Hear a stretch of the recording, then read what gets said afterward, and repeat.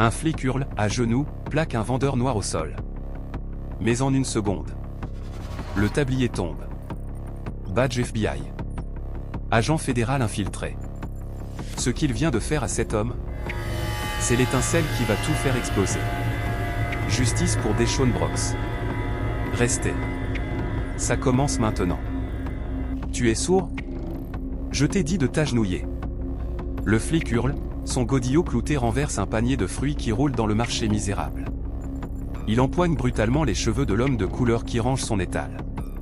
Il ricane, enfonçant sa matraque dans son visage, convaincu que le badge sur sa poitrine lui donne un pouvoir absolu sur les opprimés. Mais ce sourire s'efface en un instant. D'un mouvement rapide de clé articulaire, le gros flic se retrouve plaqué face contre terre, le nez dans la crasse. Gémissant de douleur, l'homme se relève, arrache son tablier usé, un badge doré du FBI brille à sa ceinture, à côté d'un holster. L'agent fédéral, vrai prédateur camouflé en proie. Le silence enveloppe tout le marché, remplacé par une terreur extrême dans les yeux du policier à terre. Ce moment n'est pas seulement de l'autodéfense, c'est l'étincelle qui va enflammer et consumer un système corrompu qui cache depuis trop longtemps la mort injuste de Deshaun Brooks. Ce badge suffira-t-il à nettoyer le cloaque de corruption vieux de décennies? Ou déclenchera-t-il une guerre encore plus brutale entre la justice et les forces souterraines? Si c'était tes parents qu'on traitait comme ça, tu resterais silencieux ou tu te lèverais. Commente en dessous et regarde la vidéo complète. La justice ne peut plus attendre une seconde de plus. La plus longue nuit de la ville. L'odeur piquante des pots d'échappement de moto se mêle à celle âcre des pancartes de manifestation à moitié brûlées qui flottent au-dessus du boulevard central. L'air devient presque palpable. Des foules de manifestants affluent de toutes parts. Leurs pas lourds et leurs cris pour la justice fusionnent en un grondement sismique profond. Des pancartes portant le nom de Deshaun Brooks sont brandies haut, éclairées par la lueur des lampadaires, formant une mer de lettres réclamant l'équité dans une ville trop habituée au silence de ses propres autorités. Brooks n'est plus un homme anonyme. Il est devenu l'emblème d'une fureur qui n'a plus nulle part où aller. Dans un coin du boulevard, un homme noir se couvre le visage et pleure tandis que la ligne anti-émeute avance. Ses mains tremblent violemment. Ses sanglots sont si contenus que sa gorge brûle. Quand on lui demande pourquoi il est là au milieu de ce chaos, il répond d'une voix hachée, Brooks voulait seulement vendre pour nourrir son enfant. Et depuis ce jour, cet enfant n'a plus de père. Les mots sortent et disparaissent en un instant. Pourtant leur poids pèse sur chaque poitrine à proximité, resserrant la foule. L'émotion voyage le long des cris, heurte les boucliers de la police, puis rebondit dans la masse. Pendant que toute la ville pulse en vagues roulantes, le bâtiment du département de police de Holston se dresse fermement dans la nuit comme une dalle de pierre froide. Ses portes s'ouvrent. L'unité Bravo en sort d'un pas mesuré, leurs armures encore poussiéreuses de la patrouille de la veille. Leurs visages inexpressifs donnent l'impression qu'ils viennent d'un autre monde, un monde intact par les protestations ou la conscience. Ils regardent la foule comme s'ils observaient un résultat prévu de longue date, ni effrayés, ni intéressés. Quelques regards cachés depuis le couloir, des ombres, observent aussi, si froid et vide qu'on ne peut dire s'ils se rendent compte qu'ils sont l'étincelle qui a embrasé toute la colère de la ville. Dans la salle de presse de la station locale, le chef d'EMPC se tient derrière le pupitre, la main posée sur une pile de notes préécrites. Quand les journalistes l'interrogent sur la mort de Brooks, il répond d'une voix basse et égale, « Holston ne montre aucun signe de force excessive. » La phrase résonne clairement, tombe dans une salle déjà tendue comme une corde prête à rompre, et déclenche une explosion de fureur comme un vent qui déchire l'herbe sèche. Plusieurs journalistes posent des questions de suivi, mais Dempsey les fixe d'un regard las, comme s'il récitait un script qu'on lui a remis longtemps avant. Au milieu du tumulte grandissant, la famille Brooks reste plongée dans un silence qui semble une île coupée du monde. Ils n'osent pas repasser la vidéo floue qui circule sur les réseaux sociaux, celle montrant Brooks soulevé sur une civière sous les lumières crues du marché. La mère âgée serre un vieux châle, les yeux constamment humides, mais aucun son ne sort de ses lèvres. L'épouse de Brooks pose une main tremblante sur l'épaule de sa belle-mère tandis que la foule dehors crie le nom de son mari. Les cris secouent la petite maison. Pourtant aucun d'eux ne se sent réconforté, car ils savent que la justice arrive souvent trop tard, ou jamais. À l'anglais, dans la lumière blanche crue d'une salle d'opérations analytiques, John Callan est assis devant un écran surveillant les infos. Il regarde attentivement Brooks être soulevé du sol, les yeux pas complètement ouverts, le corps mou se balançant au rythme des porteurs. L'expression de John ne change pas, mais sa main se presse plus fermement contre son menton. Ayant vu trop de cas étouffés, il comprend exactement ce qui se cache derrière les mots évasifs du commandement de Holston. La mort de Brox n'est pas un accident. Elle porte les marques d'abus qui durent depuis des années. La ville de Holston continue de tourner sous le hurlement des sirènes d'ambulances qui déchirent la nuit. La ligne de protestation s'épaissit, pousse vers la mairie, une mer de lumière rouge et blanche ondule dans l'obscurité. Les cris pour la justice ne s'arrêtent pas. L'unité Bravo observe de loin, leur calme ne faisant qu'approfondir la sphère publique. Ils ne montrent aucun signe de menace. Pour eux, toute la ville semble une surface de table qu'ils peuvent retourner à volonté. Leur indifférence projette une longue ombre sur la colère du peuple, l'étirant jusqu'à ce qu'elle n'ait plus de fin. Alors que le chaos atteint son paroxysme dans son bureau, John reçoit un appel crypté contenant une seule phrase. L'homme à l'autre bout dit, Holston s'effondre de l'intérieur. Son ton n'est pas un avertissement, mais celui de quelqu'un qui ouvre la porte à une mission déjà en marche. John se lève et inspire profondément. Le boulevard, les foules, les cris, les lumières vacillantes sous le voile de fumée surgissent vivement dans son esprit, contour d'un tableau dans lequel il va bientôt entrer. Une ville qui s'érode sous le poids de ses propres secrets. Et chacun de ces secrets semble mener au nom de Brox. Quand John éteint l'écran, l'image de Brox immobile sous la lumière du lampadaire ne s'efface pas. Elle s'étire comme une traînée de lumière piégée dans sa mémoire. Il sait que cette mission ne ressemblera à aucune autre qu'il a entreprise. Le rapport médico-légal arrive sur le bureau de John le lendemain matin, soigneusement scellé dans une enveloppe jaune, comme s'il ne contenait qu'un banal formulaire administratif. Quand il l'ouvre, la première chose qui le fait hésiter n'est pas le contenu, mais l'épaisseur, seulement 2 pages pour une mort survenue dans un marché bondé au milieu de protestations et d'allégations de force excessive. 2 pages minces suffisent à lui donner des frissons. John lit la première ligne indiquant que Brox est tombé de moins d'1 mètre et est mort d'un traumatisme crânien. Ses yeux s'attardent plus longtemps que d'habitude. Une fracture du crâne aussi profonde vient rarement d'une chute mineure. Il pose sa main le long du bord du rapport, les pensées se formant comme une brume légère. Les dossiers aussi courts sont souvent ceux où quelque chose a été caché à la lumière. Pendant que John examine les documents au sein du département de police de Holston, la salle de réunion interne résonne du raclement des chaises et du froissement des papiers. Marcus Hay se tient devant un tableau blanc, posture d'un homme habitué à donner des ordres.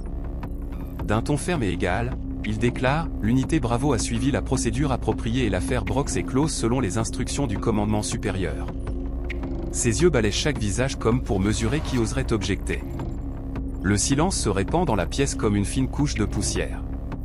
Quelques officiers baissent les yeux avant que ceux de Hay ne les croisent. Personne ne mentionne la vidéo d'un témoin, bien que chacun dans la pièce l'ait regardée plusieurs fois, terrifié d'être tenu responsable. Dans le bureau du maire, une pièce moderne aux parois de verre réfléchissant et aux photos de projets municipaux, l'assistant entre avec un dossier fin. Il murmure que la colère publique monte. Les médias exigent des déclarations sans arrêt et Holston devrait peut-être publier un communiqué officiel dès aujourd'hui. Lang pose son stylo, balaie d'un geste comme s'il chassait une peluche. Il dit « L'affaire Brox s'effacera comme toutes les autres. Holston a survécu à des situations similaires auparavant, et tôt ou tard le public se lassera. » La réponse fait baisser les yeux de l'assistant, qui tente de cacher l'inquiétude qui monte en lui face à un dirigeant si confiant alors que la pression augmente. John passe l'après-midi au bureau du comté. Une petite employée lui tend un café faible et parle à voix basse d'une irrégularité dans le protocole de traitement des preuves. Sa voix est si douce que John doit se pencher pour entendre. Les preuves déposées pour l'affaire Brox ont été retirées avant l'étape de contre-vérification. Cela viole la procédure du comté, mais quelqu'un a signé l'ordre, et personne n'ose poser plus de questions par peur d'être réaffecté. En disant cela, l'employée jette un regard vers la fenêtre puis vers le mur, comme si elle attendait de voir si quelqu'un d'autre écoutait. John sent la peur circuler dans la machinerie administrative de Holston, une peur qui n'a besoin d'aucune explication. Pendant ce temps, John continue d'examiner les photos de la scène. Les clichés pris sous les lumières jaunes rendent le sang sur le ciment difficile à distinguer, mais il remarque une longue traînée séchée allant du point de chute vers un mur proche. Le sang montre des stries partiellement effacées formant une légère courbe. Le rapport n'en fait aucune mention. John se cale dans son fauteuil, ses yeux suivent la traînée comme on suit une ligne de raisonnement inachevée. Qui l'a essuyé? Pourquoi seulement une partie et pas le reste? Les questions se déplacent doucement dans son esprit comme des pièces de puzzle cherchant leur place. Dans la salle des preuves de la police, un jeune officier ouvre une armoire métallique, jette un regard autour de lui et glisse discrètement un disque dur sombre dans le compartiment le plus bas.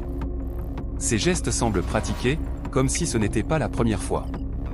Quand il se retourne, l'employé des preuves croise son regard.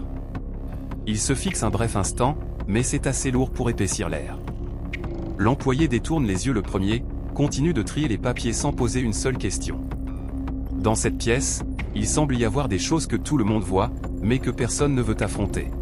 Au bureau du procureur local, John demande si l'affaire Brooks peut être rouverte. Le procureur regarde le dossier, le pose et dit qu'il n'y a pas de nouvelles preuves pour justifier cela, mais l'expression sur son visage ne cache pas son malaise. Ses yeux se posent sur un petit bout de papier à côté de la pile, une note écrite à la hâte qui ressemble étrangement à une instruction de quelqu'un d'autre. John reconnaît ce genre de regard. Il porte la pression familière des cas que des individus puissants souhaitent éviter. Quand John revient dans la salle de briefing sécurisée du FBI, le chef de division présente un aperçu synthétique des données. Il dit, une seule mort peut être qualifiée d'accident, même quand beaucoup en doutent. Mais un schéma de dissimulation, une chaîne de décisions opaques et des dossiers modifiés ou effacés, ce sont des signes d'activité criminelle systémique. John écoute, le regard fixé sur l'écran où la tache de sang partiellement essuyée et la vidéo floue sont affichées côte à côte. Quelque chose à Holston existe depuis bien trop longtemps, si longtemps que les gens ont commencé à le traiter comme normal. À la fin du briefing, John reçoit un rapport classifié. À l'intérieur se trouve une liste de plaintes anonymes déposées au comté au cours des 6 derniers mois. Chaque plainte mentionne l'unité Bravo, extorsion, intimidation ou abus de pouvoir. Ce qui attire son attention, ce n'est pas le contenu, mais le timing de leur disparition. Toutes les plaintes ont été effacées du système dans les 24 heures suivant leur dépôt. Pas progressivement, effacées comme si elles n'avaient jamais existé. Quelqu'un exactement à la bonne position a touché le système et effacé toute trace. John pose le rapport sur la table et inspire profondément. Un frisson remonte le long de sa colonne vertébrale. Seuil de la mission d'infiltration. Dans la salle de briefing scellée du FBI, où une lumière douce tombe sur une vieille table en bois, John est assis bien droit et attend que l'agent Daniel Royce expose la mission. Royce se tient devant le tableau de données, la main légèrement posée sur le bord du dossier comme pour ajouter du poids à chaque mot. Il dit, on a besoin de quelqu'un qui s'immerge complètement dans la vie quotidienne du marché Arborline, pour se fondre dans sa peur, sa résignation et les têtes baissées qui apparaissent chaque fois que l'unité Bravo passe. Royce explique que l'observation à distance ne peut jamais atteindre le cœur du problème. Seule une immersion directe révélera ce que le système essaie si désespérément de cacher. John écoute chaque mot, sentant la mission s'étendre devant lui comme une route sans panneaux. Royce sort un dossier et pose la photo de Brooks sur la table. Les yeux doux de l'homme sur l'image font légèrement baisser la tête de John, une lourdeur s'installant comme un rappel. Royce dit, il mérite de savoir ce qui est arrivé à sa vie. Et la vérité ne vient pas toujours des salles d'audience ou des rapports médico-légaux, mais de l'endroit où une mort a vraiment commencé. Il pousse la pile de plaintes annulées vers lui, son expression s'assombrissant alors qu'il parle de lettres qui ne survivent que quelques heures dans le système. John parcourt chaque page, ayant l'impression de lire les supplications de gens qui imploraient la loi de toucher leur vie ne serait-ce qu'une fois. Une fois la mission finalisée, John commence à répéter les moindres détails de sa nouvelle identité. Il s'entraîne à parler d'une voix plus rauque, plus lente, empreinte de la fatigue d'un homme qui travaille de l'aube au crépuscule. Il modifie sa démarche, adoucissant son assurance pour ressembler à quelqu'un de prudent sous l'autorité, mais toujours instinctivement observateur. Debout devant le miroir, il ajuste son regard jusqu'à trouver l'air lasse porté par quiconque a trop enduré de harcèlement. Quand ses yeux retiennent assez de cette peur comprimée tout en gardant une acuité cachée, il sait que le rôle est en place. Royce tend à John un simple sac en tissu. À l'intérieur se trouve un faux permis de vendeur, quelques vieux reçus et un téléphone argenté à coque rayée. Seul un programme crypté spécial y est installé, non lié à aucun système officiel du FBI. Royce lui ordonne, ne l'utilise pas sauf en cas de nécessité, car chaque signal émis laisse une trace que l'opposition peut suivre si Holston a vraiment une fuite interne. John tient le téléphone, son poids lui donnant l'impression d'une pierre roulant d'une autre vie. Pendant la préparation, des souvenirs de ses précédentes opérations d'infiltration refont surface. John a vécu parmi des communautés de rue en banlieue, s'est intégré à des travailleurs sans papier, a même joué le rôle d'un employé domestique exploité par son employeur. Chaque fois, l'objectif était de pénétrer des réseaux criminels, mais Holston semble différent. C'est une ville où les gens ne croient plus en la loi. Et l'effondrement ne vient pas de l'extérieur, mais de l'institution même dont ils dépendent. John sent la fracture dans la structure de pouvoir de Holston. Elle ressemble à une vitre fêlée depuis longtemps, attendant un seul bruit fort pour se briser complètement. Avant le départ, l'équipe de soutien spécialisée briefe John sur l'unité Bravo. Il souligne que l'unité a une longue histoire d'abus et cible souvent les étals les plus faibles, des charrettes de fruits aux stands de vêtements d'occasion. Les citoyens les craignent si profondément qu'ils les évitent de loin. L'équipe avertit John d'ajuster constamment ses réactions, car Bravo est doué pour lire le langage corporel et la moindre incohérence peut les alerter. John hoche la tête en écoutant. Il comprend que cette mission exige d'agir non seulement avec des mots, mais avec son souffle même. Quand la portière du véhicule s'ouvre, John se tient sur le marchepied, attendant sans entrer pour entendre les derniers mots de Royce.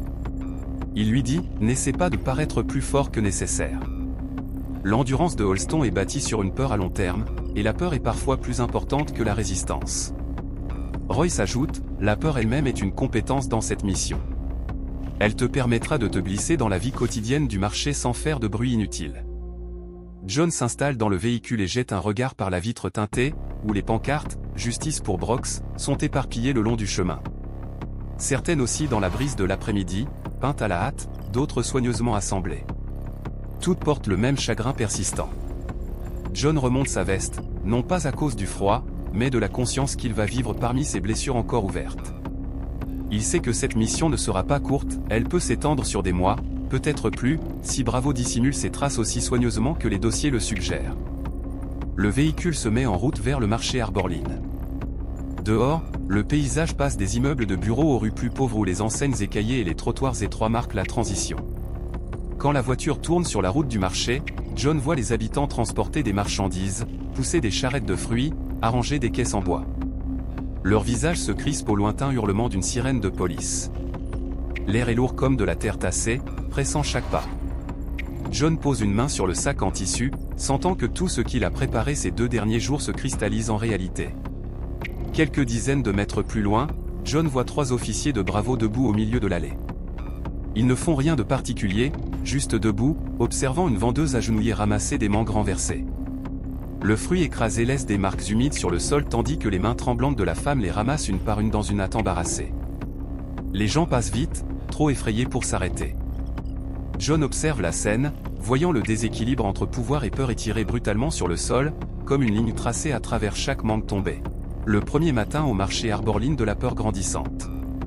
Le marché s'ouvre avec l'odeur des fruits mûrs, les appels rauques des vendeurs de longue date et une brise humide portant la poussière du vieux parking derrière les étals. John arrange des plateaux de fruits sur la table en bois nouvellement louée, alignant pommes et oranges avec soin tout en se fondant dans le rythme du marché. Bien qu'il essaie de paraître ordinaire, il sent encore les regards se poser sur lui, chacun teinté d'une évaluation prudente. Personne ne s'approche pour parler. Il regarde simplement puis détourne les yeux, comme pour déterminer s'il appartient à Holston ou a des liens avec Bravo. Cette lassitude apparaît dans chaque mouvement, chaque pas, chaque cri de rue qui s'éteint quand un étranger arrive. Alors que John resserre son chignon et se baisse pour ramasser quelques sacs plastiques, une main vient l'aider. Ruth Alvarez, une petite vendeuse de fruits à l'étal voisin, le regarde avec le regard familier de quelqu'un qui a vécu trop longtemps dans la vigilance. Ruth lui tend une poignée de sacs et parle doucement, comme si elle craignait qu'on l'entende. Par ici, il vaut mieux ne pas fixer quiconque en uniforme. Il déteste être observé. John hoche la tête, la remerciant du ton d'un nouveau venu cherchant sa place au marché, timide mais amical. En cette première minute, John reconnaît en Ruth le genre de personne qui aide les autres par une gentillesse prudente, un trait souvent né dans des endroits où le pouvoir se tient toujours du côté opposé. Les sons du marché sont réguliers jusqu'à ce qu'il se fige un instant quand un véhicule de patrouille Bravo tourne dans l'allée principale. Tout le marché semble inspirer d'un coup et retenir son souffle. Un homme pesant des pommes tire sur sa chemise pour cacher son anxiété. Un enfant pleurant près de l'étal de légumes se tait dès que le bleu-vert des uniformes apparaît. John pose sa main sur la vieille table en bois et est surpris de sentir de profondes entailles sous ses doigts. Il en suit légèrement et reconnaît une entaille laissée par un objet contondant lourd. Le bois a été raclé sur plusieurs couches, formant des tranchées rugueuses. Il devine que le vendeur précédent a été frappé ou menacé avec une matraque ou un bâton de patrouille, un avertissement silencieux du genre qui n'apparaît jamais dans les rapports officiels. La table est devenue un témoin muet des histoires que le marché craint de raconter, et ces marques gravées parlent plus fort que des mots. Au crépuscule, sa pâle dorure baignant les étals qui se vident, Ruth attire John près d'elle. Elle se tient assez proche pour que son murmure ne s'échappe pas dans l'air. Ruth dit, la nuit où Brox est mort, ses supplications ont semblé déchirer la poitrine de quiconque les entendait. Je l'ai vu pousser contre le mur et je l'ai entendu supplier. Depuis, chaque nuit, je sens encore l'écho persister dans le marché. Ses yeux se posent sur un coin sombre où une caméra avait autrefois été fixée. Il ne reste plus qu'un cadre métallique vide. John comprend qu'il s'est passé quelque chose là, quelque chose retiré trop vite par quelqu'un qui avait besoin que ça disparaisse. John va poser une autre question quand un uniforme bleu-vert s'arrête directement devant son étal de fruits. Un officier de Bravo le regarde avec un sourire étrange, comme s'il testait le courage du nouveau venu. Il dit, le marché est assez dur pour voir combien de temps tu tiendras. John reste immobile, gardant sa respiration régulière et son expression neutre, exactement comme son rôle l'exige. À l'intérieur, il sent la tension du marché passer à un tout nouveau registre maintenant que l'attention de Bravo se pose carrément sur lui. La lumière du soleil filtre à travers les vieilles bâches du marché, tombant en fines stries comme des éclats de lumière usée. Ruth s'assied à côté de John, tenant quelques pommes rouges pour les mettre dans un panier. Ses mouvements sont lents et doux, mais portent un léger tremblement, comme si chaque pomme était un fragment fragile de mémoire.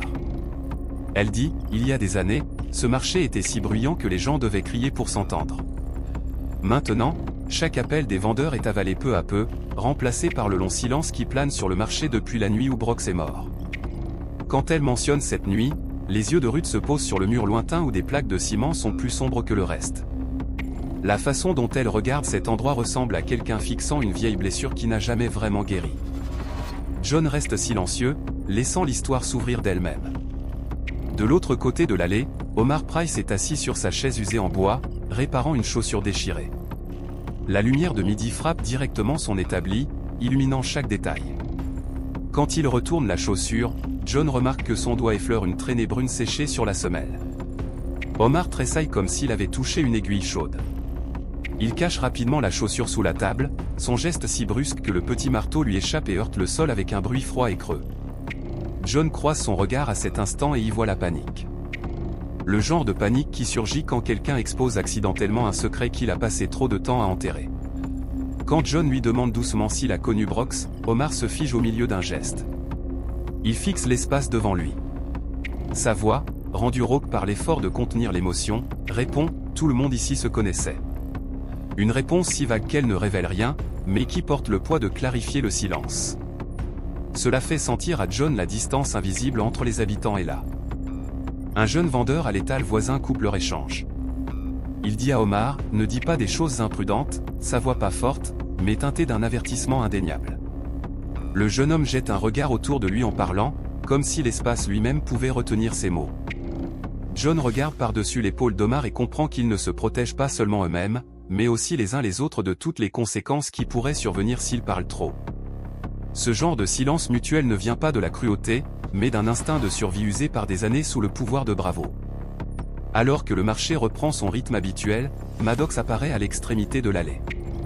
Ses yeux ne se posent pas sur les marchandises. Il glisse sur les vendeurs comme s'il comptait qui va payer. Les mains tremblantes qui glissent l'argent dans la boîte en plastique font réaliser à John à quel point le contrôle de Bravo va profond. Pas seulement par la violence physique, mais par ces moments fugaces de tribu. Personne ne regarde Maddox dans les yeux. Il tend de l'argent et fixe le sol, les corps maintenus dans un moule invisible. Maddox ramasse l'argent, ricane et passe son chemin, laissant une poche froide d'espace derrière lui. John retourne à son étal de fruits, où Ruth emballe des pommes dans des sacs en papier. Ruth commence à lui parler de Brox, une histoire qui s'ouvre et se ferme par morceaux. Elle dit, cette nuit-là, j'ai entendu un long cri, une supplication qui perçait le cœur de quiconque écoutait. En parlant, ses yeux se posent sur l'entrée du marché où l'ombre de Haï vient de passer. Seulement une seconde, mais John sent la tension voyager à travers les épaules de Ruth comme une fine lame effleurant la peau. Ruth coupe immédiatement l'histoire et se retourne vers ses marchandises comme si elle n'avait jamais parlé. John regarde les visages des vendeurs autour de lui et reconnaît la fatigue accumulée sur elle-même d'innombrables fois. Des yeux qui refusent de croiser le regard d'un policier. Des têtes qui se baissent au son des bottes de Bravo. Des respirations qui se serrent chaque fois qu'un uniforme bleu-vert entre dans leur champ de vision. Ils ont vécu avec la peur si longtemps qu'ils ne se rendent plus compte qu'elle les étouffe petit à petit. John sent cette peur suspendue dans le marché comme un air épais et immobile. Elle ne crie pas, mais elle reste, remplissant les coins, s'infiltrant dans les caisses et les étals, intacte même quand le vent de l'après-midi passe. Alors que John observe la scène, un enfant court vers son étal. Il lève les yeux vers lui avec un mélange de curiosité et de malaise. Doucement, il demande « Tu as peur d'eux ?» Sa voix est hésitante, comme si la question elle-même pouvait fendre la terre. John n'a pas encore répondu quand une silhouette s'arrête à l'extrémité de l'allée. Marcus Hay tourne la tête et son regard s'attarde sur John plus longtemps que nécessaire. Son regard est froid et prolongé, comme s'il essayait de lire à travers l'apparence rustique qu'il a construite. Quelques secondes seulement passent, mais c'est assez pour que John sente le regard le piquer comme de petites aiguilles. Midi au marché Arborline, la violence portant un badge. Midi au marché Arborline est habituellement chaud et lourd avec l'odeur des fruits mûrs. Mais aujourd'hui la chaleur est déchirée par le martèlement dur et résonnant des pas lourds de Brent Kellen sur le ciment. Chaque pas atterrit avec un bruit métallique solide, assez tranchant pour faire reculer tout le marché d'un demi-pas. Chaque fois qu'il apparaît, l'air semble se resserrer en un filet tendu sur chaque regard anxieux. Alors qu'il passe devant l'étal de John, ses yeux s'attardent sur lui plus longtemps que la courtoisie ne l'exige, non par curiosité, mais comme s'il comptait quel genre de personne il enregistre dans son esprit. John reste immobile, respirant régulièrement, laissant ses doigts glisser légèrement sur les oranges, comme s'il n'avait rien remarqué. Kellen s'arrête directement devant son étal et demande son permis. Sa voix est basse et stable avec une touche de moquerie. John lui tend le papier avec l'attitude exacte d'un nouveau venu, tendu mais essayant de rester composé. Kellen jette un bref coup d'œil au permis avant de le rejeter sur l'étal, la page tournoie légèrement avant d'atterrir. Il dit « Il semble trop propre, ça me rend suspect ». John le ramasse et redresse le bord. Son mouvement ralentit pour masquer son cœur qui bat la chamade. Le soupçon n'est plus sous la surface. Il a pleinement émergé, et il sent l'air se retourner contre lui, devenant brusquement défavorable. À l'étal voisin, Ruth plie des sacs plastiques, mais ses mains tremblent visiblement. Quand Kellen s'approche, elle se baisse davantage, comme si elle essayait de disparaître parmi les sacs de fruits. John le remarque. Il remarque la peur profonde cachée derrière les épaules de Ruth comme une ombre. Ce tremblement ne vient pas de ses mains, mais d'un endroit plus profond dans la mémoire, où chaque arrivée de Bravo porte quelque chose de hantant. John comprend que cette mission exige de lui non seulement d'observer, mais de vivre à l'intérieur de l'attention de ces gens, d'apprendre ce que les mots ne peuvent jamais pleinement transmettre. Le marché Arborline bouillonne sous une chaleur écrasante, le ciment blanc scintille, obligeant les vendeurs à tendre des toiles pour protéger leurs mains. John réarrange les fruits restants du matin quand le martèlement lourd de bottes fait tourner tous les regards. Brent Kellen surgit, plus rapide et plus agressif que d'habitude, épaules relevées, yeux brûlants de rage accumulée. Il ignore tout le monde et marche droit sur John avec une intention claire, comme s'il venait achever quelque chose déjà décidé. L'air autour de l'étal de John se comprime comme sous une poigne invisible. Kellen s'arrête à un pas, empoigne son épaule d'un geste violent. La force le fait avancer d'un demi-pas. Il le ramène en arrière, sa voix pas forte mais tranchante, assez pour glacer tout le marché. Il aboie « Je veux revérifier tes papiers », nouveau venu qui ose montrer de l'attitude. Les gens autour baissent la tête, détournant les yeux comme pour éviter une tempête imminente. John sent la douleur à l'épaule et inspire calmement pour garder son rôle. Bien que l'attaque directe réveille tous ses instincts d'agent, il tente de rester posé « Tu dépasses ton autorité ». Mais avant la fin de la phrase, Kellen le projette contre l'étal.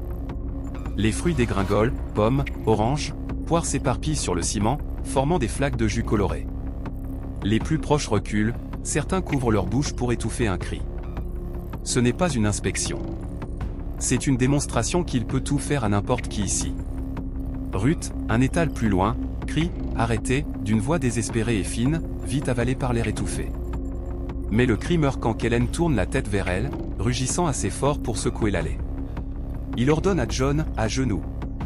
Les mots sont secs et brefs, plus un coup qu'un ordre.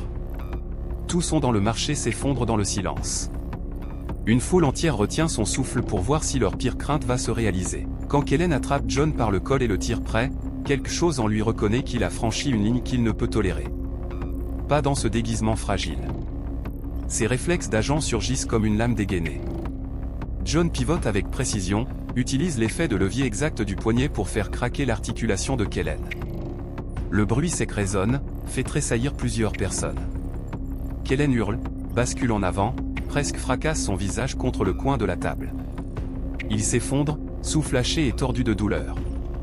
Avant qu'il puisse réagir, sa main libre cherche son arme. John recule d'un pas, baisse son centre de gravité pour éviter une contre-attaque. Mais un mouvement trahit son identité, son blouson s'ouvre, révèle le holster et le badge FBI à sa ceinture. Le soleil de midi frappe le métal, envoie un éclat argenté sur le sol. Le marché entier se fige en un seul battement de cœur. Les vendeurs reculent comme sous un vent glacial. Personne n'avait imaginé un agent fédéral au milieu de leur marché miteux, vendant des fruits et parlant comme l'un d'eux. Ce qu'ils voient est comme l'eau qui se sépare, d'un côté l'ancienne peur, de l'autre une vérité brute et exposée. Même le bruit doux d'une orange roulant est audible dans le silence. Kellen fixe le badge comme s'il voit l'impossible. Sa bouche s'ouvre, sa voix se brise. « T'es du FBI ?» Sa main tremble si fort que le canon de son arme vacille. Son visage passe par la douleur, la peur, le désespoir en un seul souffle. Il recule pas à pas, comme si rester près de John une seconde de plus le briserait. Dans ses yeux, John voit la même terreur que les habitants ressentent chaque fois qu'ils le croisent. Les agents fédéraux descendent, armures serrées, oreillettes crépitantes, yeux balayant le marché comme pour cataloguer chaque détail. Deux s'approchent de John. L'un touche légèrement son bras pour évaluer les blessures, l'autre se poste devant lui comme un rempart contre tout chaos possible. Alors qu'il le guide sur le chemin qui s'est ouvert, John regarde autour et voit Ruth plaquée contre un étal, serrant le bord de son chemisier, le visage pâle comme si elle a vu quelque chose au-delà de ses limites. À côté, Omar est figé comme du bois sculpté, ses yeux enfoncés révélant une peur que ce qui vient de se passer puisse libérer des forces bien plus grandes que le marché ne peut supporter. Derrière John, Brent Kellen est plaqué au sol par 3 agents fédéraux. Il se débat, visage rouge de honte et de rage. Il crie que John l'a attaqué en premier, se tord pour lancer des regards suppliants vers la foule qui tremblait devant lui quelques heures plus tôt. Mais personne ne répond. Ses cris se perdent dans l'air brûlant, remplacés par quelque chose de nouveau, la reconnaissance stupéfaite qu'un membre de Bravo vient de tomber, littéralement et figurativement. À l'écart, un agent fédéral lève une caméra, photographie la scène sous tous les angles.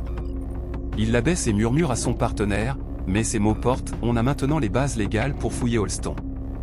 La phrase sonne comme une clé tournant dans une serrure que la ville gardait fermée depuis trop longtemps. John l'entend et sent tout son corps se crisper. Pas seulement à cause de Kellen, mais parce que l'enquête va inévitablement engloutir la mort de Brooks et toutes les preuves enfouies sous des couches de poussière et de silence. John est placé dans un SUV pour une évaluation initiale. Quand la portière se ferme, le bruit extérieur disparaît, ne laisse que le bourdonnement régulier du moteur au ralenti. Royce s'assied en face de lui, expression sévère mais teintée d'une fierté contenue. Il lui dit « Tu viens d'ouvrir la porte pour nous et pour la ville ». Les mots font baisser les yeux de John sur sa main où les bleus de la poigne de Kellen ont déjà foncé. Il sent le poids que porte la vérité, accompagné d'un léger tremblement pour tout ce qui va s'abattre sur Holston. Royce lui tend un pack froid et lui dit « Pose-le sur ton épaule pour réduire l'enflure ». Sa voix baisse quand il ajoute « La bataille à venir n'est pas seulement contre quelques officiers abusifs, mais contre un système entier qui a appris à se protéger en enterrant la vérité ». John écoute et comprend que les étapes suivantes seront bien plus dangereuses que ce qu'il vient d'affronter au marché. Alors qu'il se prépare à partir, une alerte interne urgente clignote sur l'appareil de Royce. Le message est court et glacé, l'unité Bravo a activé une alerte interne niveau rouge. Marcus Haye convoque toute l'équipe immédiatement. Royce fronce les sourcils, la prudence tranchante dans les yeux. La salle de briefing de l'unité Bravo est au 2e étage du département de police de Holston. Une pièce éclairée par des ampoules blanches froides et murées de gris, donnant l'impression de se réunir dans une boîte sans fenêtre. Quand Marcus Haye entre et claque la porte, l'impact sec résonne dans la pièce, fait trembler la longue rangée de chaises. Il se tient droit, mains appuyées sur la table métallique, ses yeux balaient les officiers comme un homme calculant la loyauté de chacun. Personne ne parle. Personne n'ose même respirer trop fort. Tous les regards se fixent sur la ride profonde entre ses sourcils. Haye parle d'une voix rauque, aiguisée comme une lame glissant sur du verre, tout appareil autour de ce marché aux caméras, téléphones, tout ce qui enregistre vous le saisissez. Si vous voyez quelqu'un filmer, vous prenez. Chaque mot frappe la table comme un objet lourd, pèse la pièce dans un silence comprimé. Kellen serre les lèvres tandis que Maddox hoche légèrement la tête, un sourire tordu se forme comme s'il attendait cet ordre. Maddox lève une main, voix prudente, et le gars, John? Avec le FBI impliqué, qu'est-ce qu'on peut faire maintenant? Hay le regarde, le coin de sa bouche se courbe en un rictus métallique, tu ne le touches pas. Pas même un demi-doigt. Il marque une pause, baisse la voix, contrôler juste tout autour de lui. Ce marché était à nous avant, il le restera après. Compris? Maddox hoche encore la tête, baisse les yeux comme s'il avalait les derniers doutes. Ali, le plus jeune officier, est assis au bout de la table, essaie de garder son calme. Hay se tourne soudain, verrouille son regard sur lui. Ce regard envoie un frisson le long de la colonne d'Ali comme si on avait pressé un bloc de glace contre sa peau. Il déglutit difficilement et sent à cet instant que les ordres d'aujourd'hui ne sont pas routiniers. Ce n'est pas seulement gérer un marché ou réagir à une bagarre. C'est plus profond, plus laid, et ses instincts lui disent que la vérité ici ne correspond pas au récit. Hay sort un dossier de sous la table et le claque dessus, envoie de la poussière dans l'air.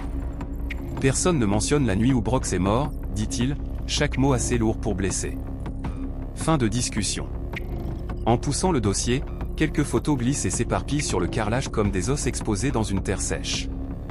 Une photo atterrit face visible, montre le visage ensanglanté de Brox sous les lumières jaunâtres du marché. Kellen détourne les yeux tandis qu'Ali sent son souffle se raccourcir en fixant les traînées de sang séché sur le papier. La porte de la salle de réunion s'ouvre brutalement. La tête du chef Dempsey apparaît, tendue. Hay, dehors, maintenant. Hay le suit dans le couloir. La vieille porte se referme en grinçant derrière lui. À l'intérieur, la pièce s'épaissit d'inquiétude. Maddox fait craquer son cou pour briser la raideur suffocante. Personne ne parle. Chaque seconde qui passe semble une corde tirée plus fort. Le marché Arborline respire enfin. Ruth sourit pour la première fois depuis des mois en tendant un sac de fruits à John. Omar a réparé sa dernière chaussure, et sa caméra est de nouveau fixée au mur. Les pancartes « Justice pour Brox » ne sont plus brandies dans la colère, mais posées comme des offrandes sur le mémorial peint sur le béton qui a bu son sang. Bravo n'existe plus. Les badges ont été rendus. Les dossiers falsifiés sont ouverts. Holston a regardé son propre reflet dans le miroir, et a détourné les yeux. Mais dans l'ombre d'un appartement anonyme, tard dans la nuit, le téléphone de John vibre une dernière fois. Un message sans expéditeur. Seulement 5 mots. Votre seuil vous attend. Il ouvre l'oreillette. Une voix froide, presque métallique, résonne dans le silence. Bienvenue à Rise, agent Callan. Les portes de l'ascenseur se referment. La lumière s'éteint. Et l'histoire ne fait que commencer. Si cette histoire t'a secoué, si tu veux savoir ce qui se cache derrière, abonne-toi maintenant et active la cloche. La suite arrive bientôt, et elle va tout changer. Dis-moi en commentaire, tu crois que John est prêt? Laisse ton avis. On se retrouve très vite.